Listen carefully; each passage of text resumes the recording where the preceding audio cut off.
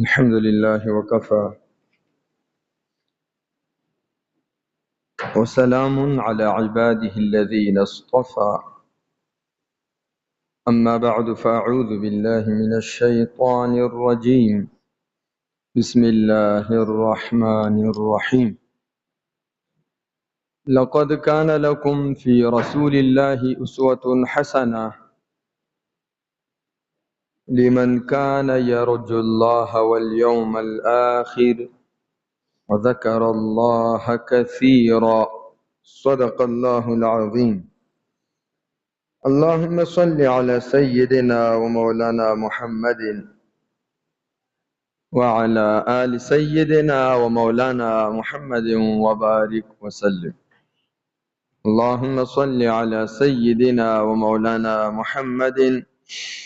وعلى آل سيدنا ومولانا محمد وبارك وسلم. اللهم صل على سيدنا ومولانا محمد وعلى آل سيدنا ومولانا محمد وبارك وسلم. محترم حاضرینو، الله رب العالمین مونږ ټول ته یو محدود زندگی را کړی. دا ژوند به الله رب العالمین زموږ نه اخلي. په دې ژوند کې الله پاک مونږ ته حکم کړی چې تاسو زما بندگی وکړئ. دی انسان د الله رب العالمین د بندګۍ کارونه په خپل نشو پیژندلې. الله رب العالمین مهرباني فرمایله او خپل محبوب صلی الله علیه وسلم یې دی خلقو د هدایت او راهنمایي د پاره راولېګو. هغه عظیمی هستی ته الله رب العالمین قرآنی او پیغمبری تعلیمات ورکړل. جدا تعلیمات واخلې د خپل امت اصلاح کوي،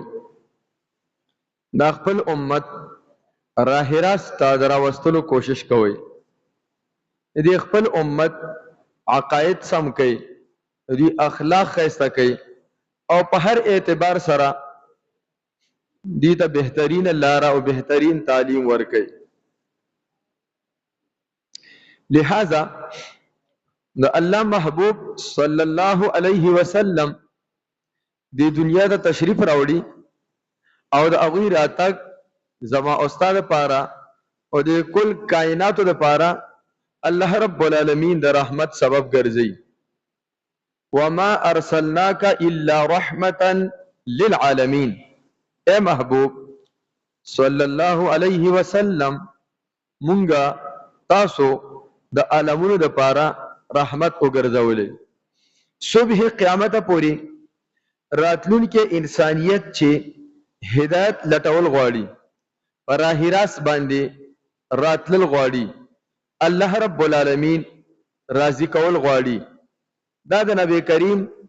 صلی الله علیه وسلم په تعلیماتو کې دا خبرې پټې پرتې دي. هر ملګری چې راځي د الله د محبوب صلی الله علیه وسلم تعلیمات اپناوي، دته به نیغه لاره میلاویږي، هدایت په دته میلاویږي، د الله رب العالمین رضا به دته میلاویږي، جنتونه د فردوس به نی خوشبخت انسان ته میلاویږي. ځکه چې د الله محبوب صلی الله علیه وسلم په هر اعتبار سره د دې امت اصلاح وکړله او د اصلاح حق ادا کو. تر ټول نه اول خو د دې امت عقیده سم کړله، دې امت ته درسته عقیده وښوله چې اے امته، اے انسانانو، د یو الله رب العالمین بندگی وکوئ، د بل چا او د بل چا په در باندې به سجده نه لګوئ، د بل چا او د بل چا نه به امیدونه به ورسره نه تړئ،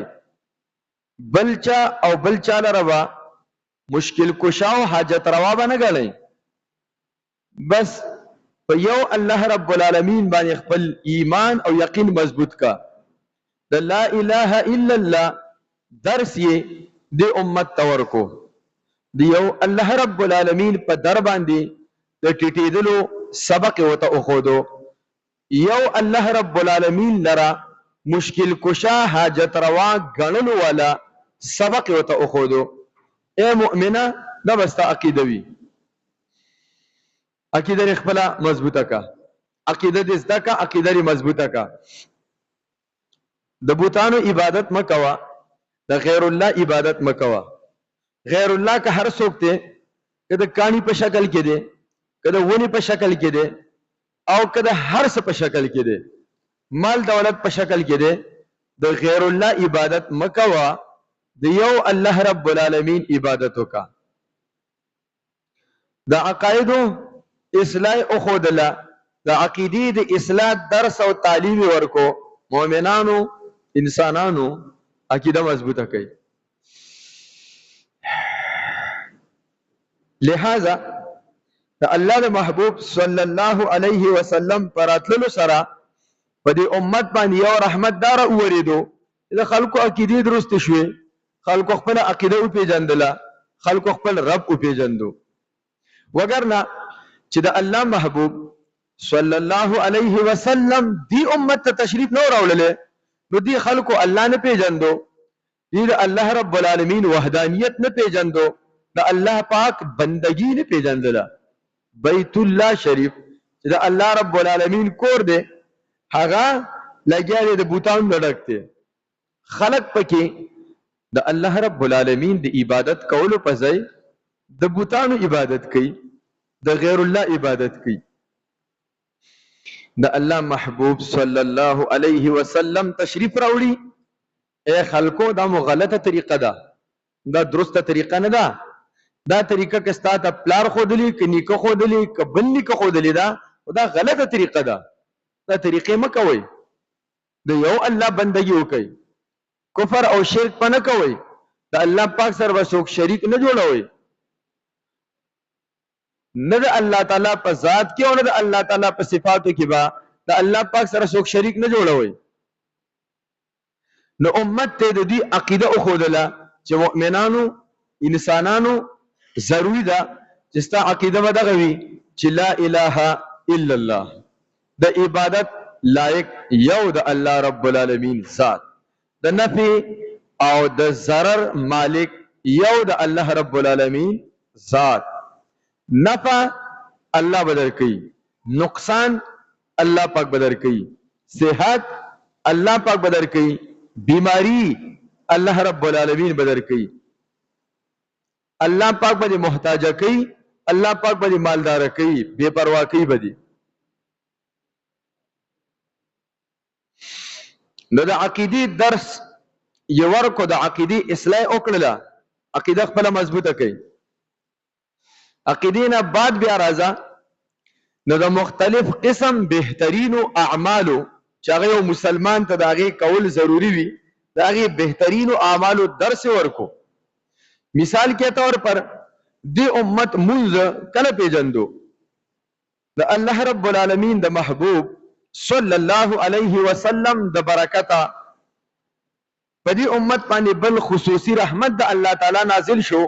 چې الله پاک ورته منځ عبادت ورکو. اے مؤمن راځه ما ته منځ کوه، ما ته رکوع کوه، ما ته سجده لګوه، لکه چې دا ته زما سره ملاقات کې. حتی چې د الله محبوب صلی الله علیه وسلم او فرمایل چې دا منځ چې ته کې دا لکه چې ته د الله پاک سره ملاقات کې. الصلاة معراج المؤمن، دا منځ دا د مؤمن د لپاره معراج دی، یعنی د الله پاک سره د ملاقات یو ذریعہ ده.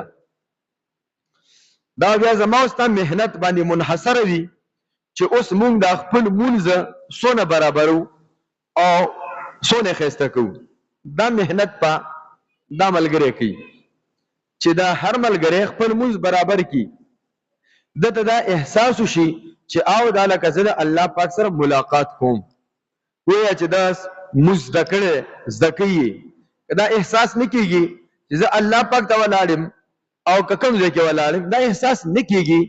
نو مطلب به بیا دا وي چې موږ منځ نه زده کړی. ځکه چې نبی کریم صلی الله علیه وسلم موږ ته درس راکو چې دا لکه ته د خپل الله پاک سره ملاقات کې داسې په خپل مونږ باندې مهنت وکړه. او حقیقت هم دا دی ښځي قرآن عظیم الشان مونږ لولو نو دا قرآن کریم د ایمان پسې ډایرکټ خبره د موس کوي. الذين يؤمنون بالغیب ويقيمون الصلاة. عام طور پر چې کوم ځای کې آیتونه مبارکه راځي د ایمان پسې خبره د مونځ راځي چې مونځ قائم کوي مونځ جوړ کوي ځان له. گویا چې د ایمان راوړلو نه بعد بنیادی شی دا مونځ کول او مونځ سمول دي. مونځ کول او مونځ سمول دي. نبی کریم صلی الله علیه وسلم هم دغه درس پرې خودو مونږ دې خپلې کا چې د الله پاک سره پکې ملاقات محسوس کې الله پاک سره پکې خبرې اترې کول محسوس کې الله پاک ته تولاړي دا کیفیت قلبی ته محسوس کې. کومګه نیک اعمال ډیر کو خو زمونږ موږ ګډ وډو لکه چې زمونږ د نیک اعمال ګډ وډ دي. ښا د الله محبوب صلی الله علیه وسلم او فرمایل دا موږ د انسان د دین پلر دی پلر او په یو چت کې چې هغه ته پلر ضرورت وی او په هغه کې پلر ور نه کړل شي دا چت مضبوط نه پاتې کیږي. نو دا موږ د انسان د دین او د ایمان پلر دی بنیادی مضبوط پلر دی. نو چې چا دغه پلر مضبوط کو وری کو د خپل دین دا چت د خپل مضبوطی او درو اور که چا د خپل د دین د چت دا پلر مضبوط ورنکو نو د خپل د دین دا چت مضبوطی او نه درو دا سبا نه راوګرځيږي. الصلاة عماد الدين من اقامها فقد اقام الدين ومن هدمها فقد هدم الدين. نماز اور مز دا د دین ستنده بنیاد دی ستنده پلر دی بنیاد دی. چا چې دا آباد کو دا مونځ دا خپل دین آباد کو. چې چا د مونځ ګډ وډ شو د دنه مونځ د چا نه مونځ ګډ وډ شو د دنه دین ګډ وډ دی. الله اکبر. دا بالکل ټوس خبرې دي ښا د الله محبوب صلی الله علیه وسلم چې سفر مایلی دي ټوس خبرې فرمایلی هغه څوک دروغ ثابتول نشي. په یو دلیل باندې د نبی علیہ الصلوۃ والسلام ارشاد گرامی ارشادات دا څوک دروغ نشي ثابتوله. د تعلیم ورکو رحمت د نبی علیہ الصلوۃ والسلام د برکت او شو موږ ته مزرا ورسېدو. اوس دا زما او ستا ډیوټي ده چې موږ د خپل مز برابر کو او کنه زما 10 کال عمر تیر شو 50 کال تیر شو 70 کال تیر شو خو ما مز خپل برابر نکو. په ساده پښتو کې به وایو مونږ خپل دین برابر نکو. جون خو مو تیر شو خو په ټوله زندگی کې مونږ خپل دین برابر نکو. حالانکہ ہم کب کے مسلمان ہیں بھائی ہم کب کے مسلمان ہیں مونږ خو ډېر زمانی مسلمانان یو خو مونږ خپل دین برابر نکو موږ برابر نکو. نو لہذا د موږ په برابرولو سره د انسان باقی دین بالکل برابر بیا ګرځيږي. مثال کے طور پر د الله محبوب صلی الله علیه وسلم د موږ ډېر خوږې خبرې اترې موږ ته فرمایلې دي. لکه وی فرمایل چې دا انسان مسلمان د موږ اهتمام کوي 5 وخت اهتمام سره موږ کول اهتمام سره موږ کول په ساده پښتو کې به دا مطلب شي لکه چې زموږ یو دوست دی موږ سره ښه تعلق وي او دا خپل د واده موقع راشي یا د یو کشر د واده موقع راشي او هغه زموږ پسې راشي موږ له دعوت راکړي چې جګوره تاسو به خامخا راځئ. اوس د دې ملګري د دعوت نه موږ اهمیت ورکو زه سره زموږ یو ربط دی او تعلق دی که نه ځو بیا لږه ګیلې موږ نه جوړېږي ته ویل نه وي راغلی نو چې کله اوس موږ ځو د هغې دپاره چې کله موږ ځو نو موږ په اهتمام سره ځو. بهي که زما ستا سوټ ګنده شوي نو موږ سوټ صفا کړو واسکټ ګنده شوی واسکټ صفا کړو جوتا هغه لګیا دی صفا کړو حتی چې ټول بدن صفا کړو یخته صفا کړو ټوپۍ صفا کړو یو اندام صفا کړو او یو په طریقې سره ما وستا هغې مجلس ته د حاضرې کولو کوشش کو. بهي موږ دې مجلس ته ورشو چې موږ لږ صحیح ولګو څوک دا نه وایي چې ټوپۍ اسخا وه څوک دا ونه وایي کپړې ټول اسخا دي څوک دا ونه وایي دا ګوره چې د پټي نه راغی کو کوم ځای نه راغی نو دا هر ملګری په اهتمام سره ځي او خو په ټیم باندې بیا ځي دغه کرنګ مونږه په اهتمام سره 5 وخت مونږ ادا کول شروع کړل اهتمام سره ښه کپړو کې نه خیستا صفا کپړو کې همونډه ترور سره نه خپ طریقې سره مونږ دراتل په طریقې سره خپل مونږ ادا کول په ځان باندې تعدیم ادي نه راوستل دا گویا چې اهتمام شو قران کریم ورته د خشوع او د خضوع کلمه ویله چې لکه په خشوع او په خضوع سره ته خپل مونږ ادا کې والذین هم فی صلاتهم خاشعون الله پاک د مؤمنانو تعریف کوي صفات بیانې صفات نور دي دغه ذکر دی او صفت دا دي چې په خپل مونږ کې د خشوع او د خضوع اهتمام وکړي د ظاهری اندام هم په طریقه باندې ولاړ وي ظاهری چې کوم ظاهر د انسان باډي صورت حال له دا مخ په طریقه باندې خوځي را خوځي دا نه چې ولال په قیام کې ده کله غوګري کله پوزګري کله اختګري او کله واسکټ دغه کې کله د ګرمۍ د وجه نه کمیس او واسکټ دا چل کوي دا خشوع نه ده دا موز نه ده دا انسان خپل ځان سره مصروفه ده الله پاک سره نه مصروفه ده خپل ځان سره مصروفه ده کله غوګري کله ټوپۍ سمي نو کله ګرمۍ د وجه نه دا چل کله یو او کله بل نو خشوع ني نو خشوع چې د انسان باډي برابر ولاړی خضوع چې د زړه کیفیت هم برابر وي الله رب العالمین طرف ته استهزار وي حضوري مع الله استهزار مع الله دا الله پاک سره حضوري چې اوز الله پاک ته ولاړم الله پاک ما ویني دا الله پاک د پاره د 2 رکعاته مسکو دا خشوع شو دا خضوع شو نو نبی علیہ الصلوۃ والسلام فرمایل کہ دا مونږ یو ملګری پابندۍ سره کوي الله پاک د رزق تنګي ختمي په دې دنیا کې دا وته یو په افریقا ته کې یو نعمت ملاويږي د رزق تنګي به الله پاک ختمي نن نوجوانانو سره میلاو شي نوجوانان ګلی او شکوي کوي یره جی زما کاروبار سمې نه خوري زما تجارت دکانداری سمې نه خوري زما د رزق مسلې نه حل کیږي مسکے جی جواب ورکی جی سارے خو بالکل نکوم او دا نور منظورم خطا رسا کمی وکړل چې کله زمونږ د موږ دا کیفیت شو بیا به د نبی علیہ الصلوۃ والسلام خبره خو دروغ کېدل نشي هغه فرمایل که موږ په اهتمام سره ادا کېدو دنیا کې به الله پاک ستاسو رزق مسلې حل کړي رزق تنګي به دي نه پر سکون به سپوره ملاويږي بھائی غوړه ملاويږي بھائی پر سکون به ارزوګانی بدی نه تمناګانی بدی نه لکه مثال کے طور پر د دې دور خلک ممکن ده چې د ضرورت لپاره خوراک نه کوي نمایش لپاره خوراک کوي وای په سبزو باندې هم دا خېټه هغه چې کم دی ردی بوک پیاس ختميږي خو او په قیمتي غوخه مخ باندې هم لګیا دي دا بوک پیاس ختميږي خو د چې بازار ته لاړ دی نمایش لپاره ډیر کړی دي سودا کیږي بل قسمت وګوري چې وګوره کنه هر ورځ چې بازار ته راوځي 3 کیلو غوخه شاپري را په مخه کړي دا ډیر کړی دي ځان لپاره نه کوي شومنت لپاره کوي الګو ته پته ولګي हम वो लोग नहीं है जो भिंडी तोड़ी खाने वाले होते हैं हम वो लोग नहीं है موږ ډېر بلشان دي خلک یو او غوښه مې خوللو والا خلک یو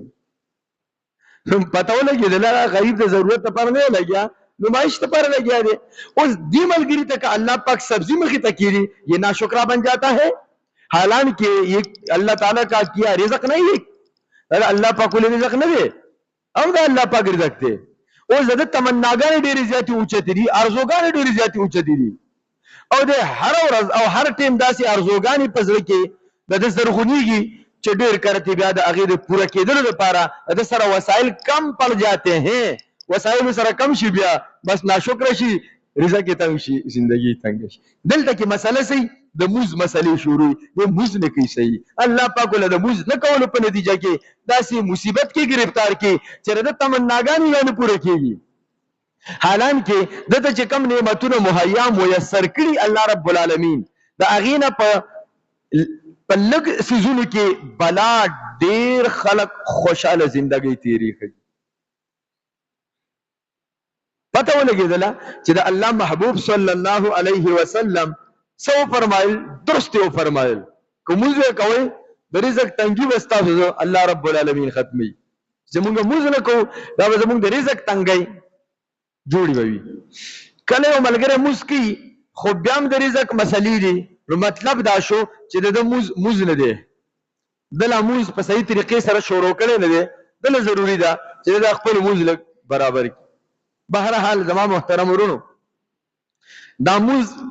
د الله د محبوب صلی الله علیه وسلم د وجنه په موږ باندې بل رحمت شو، بل نعمت شو، بل کرم شو. وګورئ زمونږ په شان دي خلک راځي او د الله پاک سره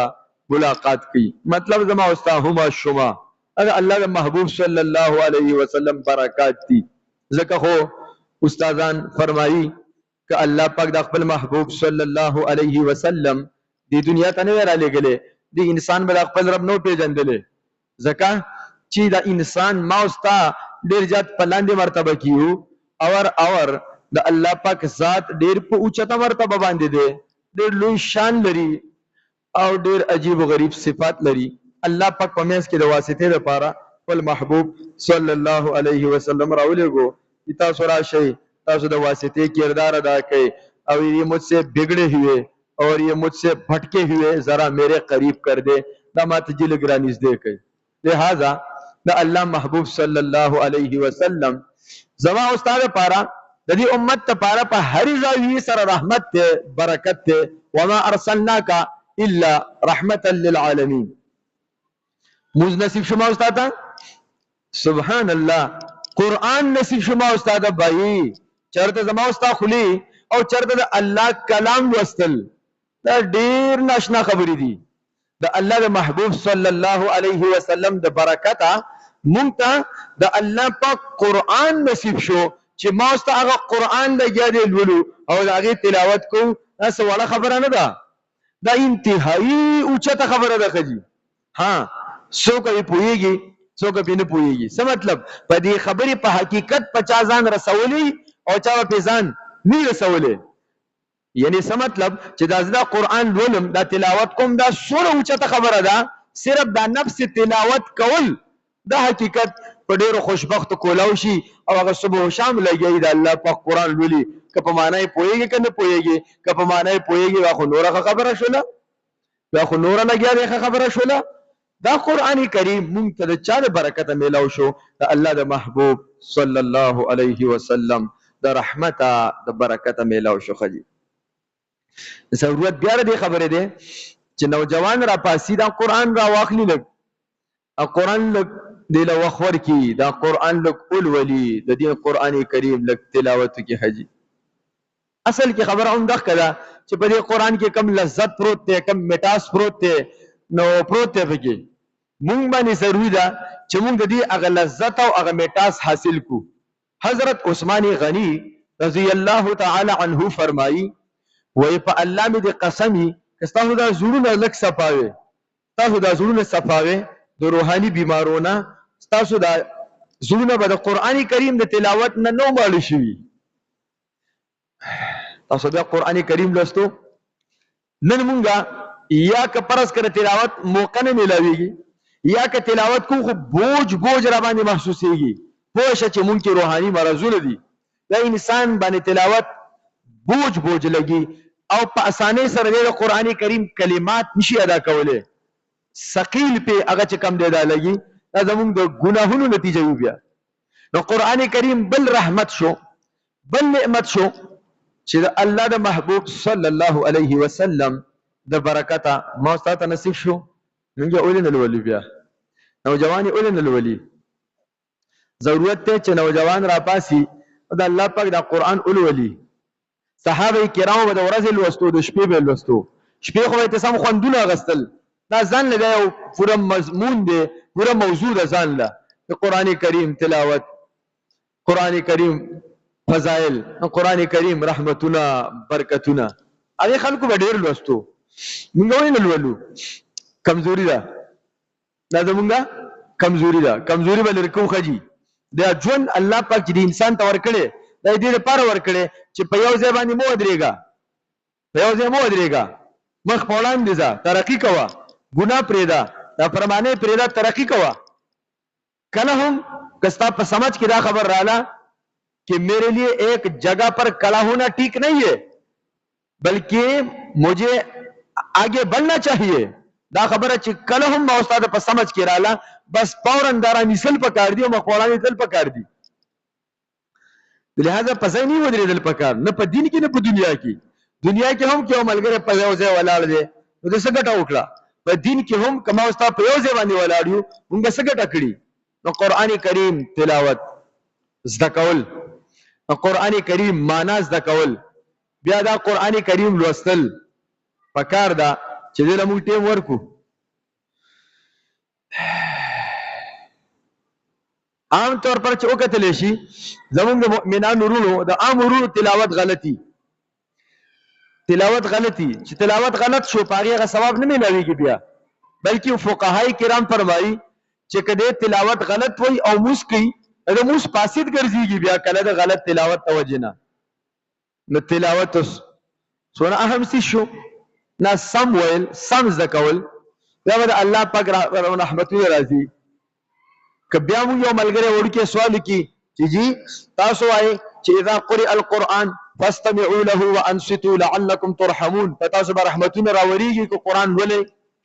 نو قرآن ولې خو